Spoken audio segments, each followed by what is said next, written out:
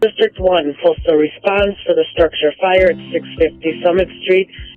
The one thing a fire chief worries about, every night he goes home, he wants to make sure that every person on shift that day makes it home. So we felt, let's invest. Let's really figure out what it is that firefighters need. What kind of environment are they in? What kind of challenges do they encounter? And let's go and design a purpose-built series of devices and solutions.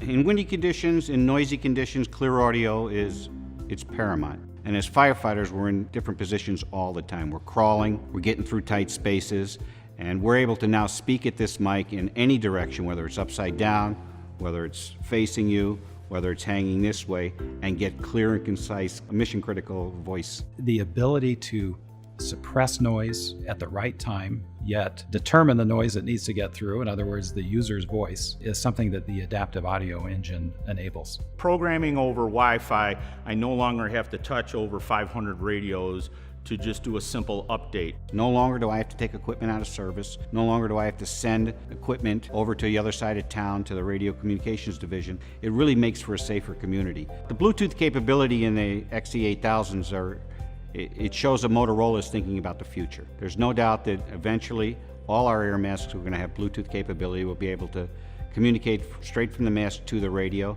and having that feature built into a radio today gives me comfort to know that this radio is going to meet the demands of the future.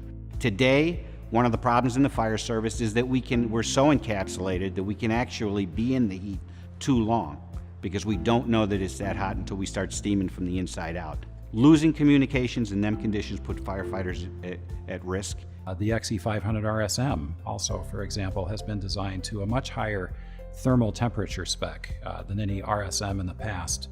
The channel selector has been added to the XE500 RSM, and this is in response to end users who had the need to be able to change channels during a fireground operation. The ability of this XE500 to change that at your chest or on your lapel is going to make that mission-critical job of getting people out of fires that much more efficient.